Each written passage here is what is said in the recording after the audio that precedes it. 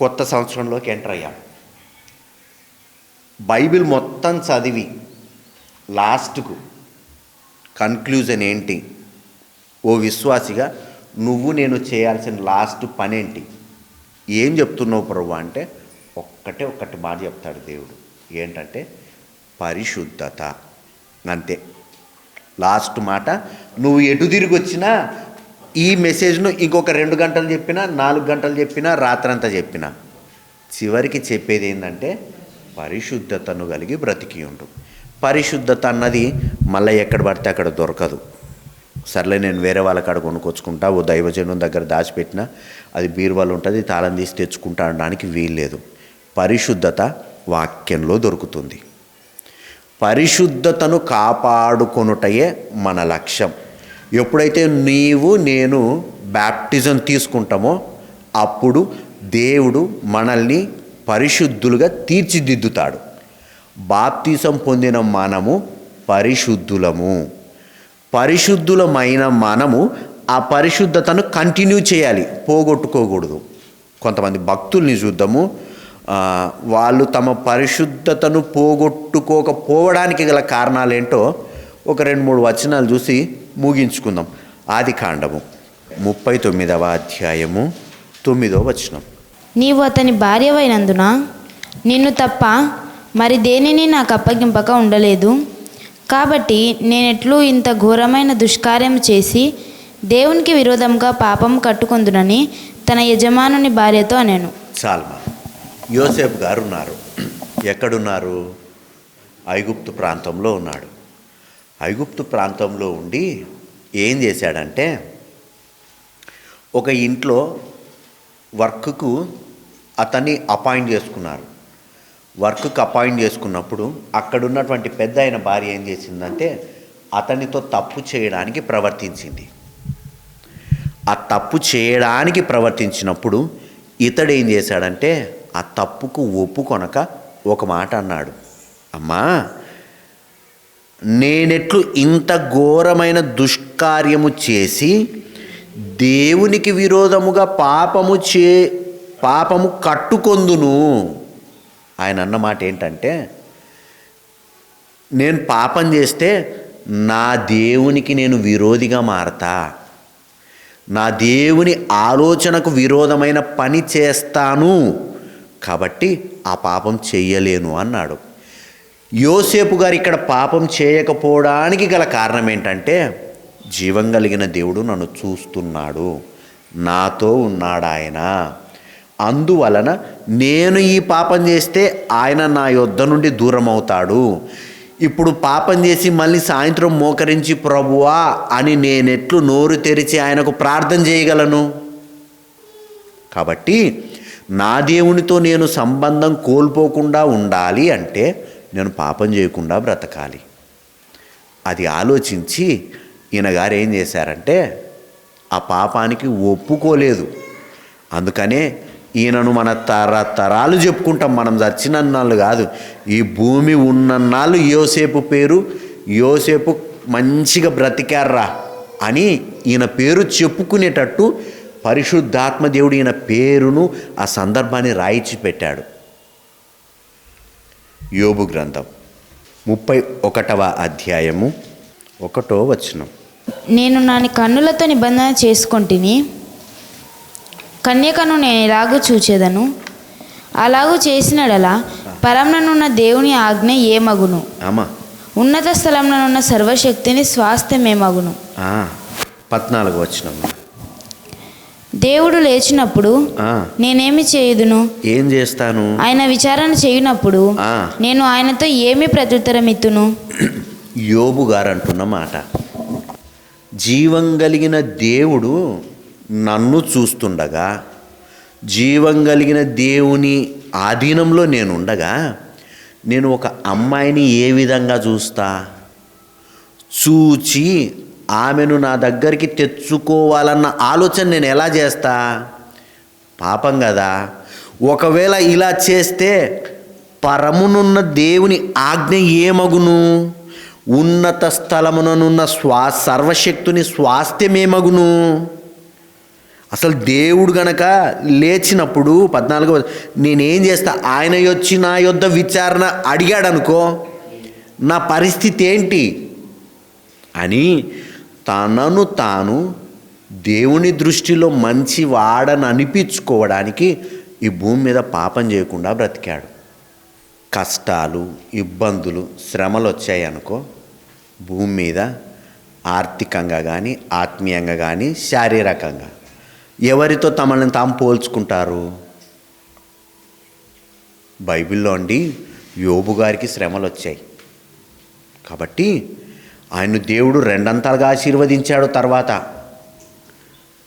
మనకు కూడా శ్రమలు వచ్చినాయి, కష్టాలు వచ్చినాయి కాబట్టి ఓపిక పట్టుకొని మళ్ళీ అలానే ఉన్నామనుకో, సహించినామనుకో, జీవం కలిగిన దేవుడు మనల్ని రెండంతలుగా ఆశీర్వదిస్తాడు. కష్టాలు, శ్రమలు వచ్చిన తర్వాత దేవుణ్ణి ఆశ్రయిస్తే దేవుడు రెండంతలుగా ఆశీర్వదిస్తాడు అని చెప్పి యోబు గారిని మనకు ఆదర్శంగా పెట్టుకుంటాం. అలాంటి వస్తే, అలాంటి ఇబ్బంది కలిగితే యోబు గారితో మనల్ని మనం పోల్చుకుంటాం. ఈ తరం యోబని పెట్టేసుకుంటాం. వాస్తవానికి ఈ తరం యోబు అని పోలిక అందులో కాదు ఉండాల్సింది. అదే యోబు గ్రంథం 1వ అధ్యాయం 1వ వచనం. ఊజు దేశం నందు అమ్మా యోబు అని ఒక మనుషుడు ఉండెను. అమ్మా అతడు అతడు యోబు గారిని ఈ విధంగా దేవుడు చెప్పాలి, మనకు చెప్పాలి. ఏమని? పలానా ఈ భూమి మీద నాకు ఒక వ్యక్తి ఉన్నాడు, అతడు మంచిగా బ్రతుకుతున్నాడు అన్న సర్టిఫికెట్ దేవుని చేత పొందుకోవాలి. అంతే తప్ప అదే యోబు గ్రంథం 1వ అధ్యాయం 22వ వచనం. ఈ సంగతులలో ఏ విషయమందును యోబు ఏ పాపమును చేయలేదు, దేవుడు అన్యాయం చేసినని చెప్పలేదు. 2వ అధ్యాయము 10వ వచనం. అందుకతడు మూర్ఖురాలు మాట్లాడునట్లు నీవు మాట్లాడుచున్నావు. మనము దేవుని వలన మేలు అనుభవించుదుమా, కీడును అనుభవింపతగదా అనెను. ఈ సంగతులలో ఏ విషయమందును యోబు నోటి మాటతో నైనను పాపం చేయలేదు. చాలు. ఇలాంటి సర్టిఫికెట్ ఉంటే అప్పుడు యోబు అన్న వ్యక్తితో, పెద్ద ఆయనతో మనం పోల్చుకోగలం. మనం ఎక్కడున్నాము? యోబు గారి దగ్గర ఉన్నాం. యోబు గారు ఏం చేశారు? తన పరిశుద్ధతను కాపాడుకున్నాడు.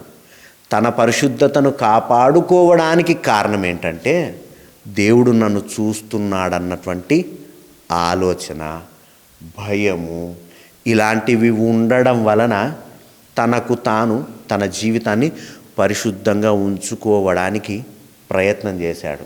మనం కూడా ఏం చేయాలంటే ఆత్మీయ జీవితాన్ని సరి అయిన రీతిలో ఉంచుకోవడానికి ఎక్కడికి వెళ్ళాలి? పరిశుద్ధత అన్నది ఎక్కడ దొరుకుతుంది? పరిశుద్ధత బ్యాప్టిజం ఎంతమందిని తీసుకున్నాం? ఇక్కడున్న వాళ్ళు అందరం తీసుకున్నాం, రైట్. అప్పుడు దేవుడు మనల్ని పరిశుద్ధపరిచాడా లేదా? పరిశుద్ధపరిచినప్పుడు మీరు పెట్టిన పెట్టుబడి ఏంటి? కన్నీళ్ళు. ఎంత ఖర్చు అయినాయి? కన్నీళ్ళు పెట్టడానికి మనం పెట్టిన పైసలు ఎంత అంటున్నా? సరే, కన్నీళ్ళు మన కళ్ళల్లో నుంచి వచ్చినాయి, ఇచ్చింది ఎవరు? యేసయ్య. మరి దేవునికి మనమేమి ఇచ్చాము? ఏమి ఇవ్వలేదు. ఒక మాటలో చెప్పాలంటే మనకు ఫ్రీగా ఇచ్చాడు దేవుడు. పరిశుద్ధత అన్నది ఉచితంగా దొరికింది మనకు, అంతేనా? ఈ పరిశుద్ధతను మనం ఏం చేయాలంటే వాక్యం చదవడం ద్వారా పరిశుద్ధతను కంటిన్యూ చేయొచ్చు. పరిశుద్ధత ఎప్పుడు మనలో నిలుస్తుందంటే దేవుని గురించి పరిపూర్ణంగా తెలుసుకున్నప్పుడు పరిశుద్ధంగా ఉండడానికి ప్రయత్నిస్తాం. ఉదాహరణకు అబ్రహాము వయసు ఎంత? బిడ్డ పుట్టినప్పుడు 100 సంవత్సరాలు. సరే, ఇస్సాకు పుట్టినప్పుడు, ఇస్సాక్ అంటే ముందు ఇష్మాయేల్ పుట్టాడు. ఇష్మాయేల్ పుట్టినప్పుడు 100లో 13 తీసేస్తే 87, రైట్. కేతురా గారిని పెళ్లి చేసుకున్నప్పుడు సరే, సంవత్సరం అయితే ఉంది కదా. ఆయన చనిపోయింది ఎన్నేళ్ళకి చనిపోయాడు కదా. సరే, దేవుడు ఎప్పుడు పుట్టాడు? దేవుడు ఎప్పుడు పుట్టాడు? దేవుడు ఎప్పుడు చనిపోతాడు? దేవుడు ఎప్పుడు ఏం చేస్తాడు? అంటే దేవునికి పుట్టుక లేదు. ఇన్ఫినిటీ గాడ్, అనంతుడు. ఈరోజు అని లేదు, అది డేటు చెప్పలేం. సర్లే, దేవుడు ఎప్పుడు చనిపోతాడు? దేవునికి చావే లేదు. ఇలా ఒక మనిషి గురించి చెప్పగలం, దేవుని గురించి చెప్పగలిగేంతగా ఆలోచిస్తున్నామా అని అడుగుతున్నా. సంవత్సరాలు దాటిపోతున్నాయి కదా, మనం పుట్టుకతోనే క్రైస్తవులం. కొన్ని వేల ప్రసంగాలు విన్న వాళ్ళం, కొన్ని వందల ప్రసంగాలు చేసిన వాళ్ళం, దేవుని గురించి గొప్ప చెప్పిన వాళ్ళము, దేవుని గురించి సాక్ష్యం పంచుకున్న వాళ్ళము, అన్నిటిపైన అవగాహన కలిగామని ఆలోచనలో ఉన్నవాళ్ళం. ఒక వ్యక్తి మనిషి గురించి అబ్రహాము, ఇస్సాకు, యాకోబులు అలా చివరికి వస్తే జకర్యా వరకు చెప్పగలం. మరి దేవుని గురించి? దేవునికి ఇప్పుడు నా ఐక్యూ పవర్, ఐన్స్టీన్ ఐక్యూ పవర్ను లెక్కగట్టారు, ఇంత ఉంటుంది అని. మన తెలివి జ్ఞానాన్ని లెక్కగట్టగలం. దేవునికి ఎంత ఉంటుంది తెలివి? ఎక్కడని రాయిచ్చాడా నాకు ఇంత తెలివి ఉంది అని? అలా ఈ భూమి మీద దేవుణ్ణి వెతకడానికి, దేవుని గురించి ఆలోచన చేయడానికి బ్రతికినప్పుడు మనలో పుట్టేది ఏంటంటే దేవుణ్ణి గూర్చిన భయం. అంత గొప్పోడా దేవుడు అన్న భయం పుడుతుంది. ఆ భయం ఉన్నప్పుడు మనం పాపం చేయకుండా బ్రతుకుతాం. అట్లా కాకుండా మనం ఒక పాపం చేశాం, పాపం చేసినందుకు దెబ్బలు తగిలాయి. దెబ్బలు తగిలిన దెబ్బల భయము గుర్తున్నంత వరకు మనిషి పాపం చేయకుండా బ్రతకగలడు. ఆ భయం పోయిన తర్వాత మళ్ళీ పాపం చేస్తాడు. కానీ దేవుని గురించి పరిపూర్ణంగా అవగాహన కలిగిన వ్యక్తి, అవగాహన చేసుకున్న వ్యక్తి పాపం చేయడానికి ప్రయత్నించాడు. ఈ మాట నేను చెప్పడానికి గల కారణం ఏంటంటే, యోసేపు దేవుణ్ణి ఎరిగిన వ్యక్తి, యోబు గారు దేవుణ్ణి ఎరిగిన వ్యక్తి గనుక వాళ్ళు మేము పాపము చేయమని చెప్పి పాపం చేయడానికి భయపడ్డారు. పాపము చేయకుండా ఉండడానికి గల కారణం ఏంటంటే దేవుని గురించి పరిపూర్ణంగా తెలుసుకోవడము. ఆ పరిపూర్ణంగా మనం ఎప్పుడైతే దేవుని గురించి తెలుసుకుంటామో అప్పుడు దేవుని భయం మనలో వస్తుంది. దేవుని గురించి పరిపూర్ణంగా ఎక్కడ దొరుకుతుందంటే దేవుని వాక్యంలో దొరుకుతుంది. ఇక్కడ మాత్రమే దొరుకుతుంది, ఇంకెవరి దగ్గర దొరకదు. ఈ సంవత్సరం ఏం చేద్దామంటే ఈ వాక్యంలో ఆయన్ని ఎతుకుదాం.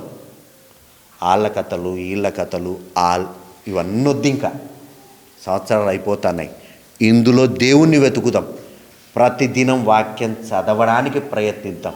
ఇంకో విషయం చెప్పనా, ఎప్పుడైతే దేవుని వాక్యాన్ని చదవడానికి, దేవుని గూర్చి తెలుసుకోవడానికి ప్రయత్నిస్తామో, మీరు దేవుని ఆలయమై ఉన్నారు కదా, ఆ పరిశుద్ధాత్మ దేవునికి అప్పుడు ఆలయమవుతాం. ఎప్పుడైతే నువ్వు నేను బ్యాప్టిజం తీసుకుంటామో ఆయన వచ్చి నివసిస్తాడు. ఆ నివసించిన వ్యక్తి నీకు నాకు వాక్యాన్ని బోధిస్తాడు.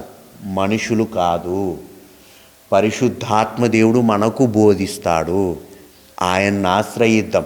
ఈ సంవత్సరం మొత్తం మనుషులను ఆశ్రయించామేమో, లేకపోతే వివిధ ఆలోచనతో బ్రతికిండొచ్చు. ఆ ఆలోచన కావచ్చు, ఇంకోటి కావచ్చు.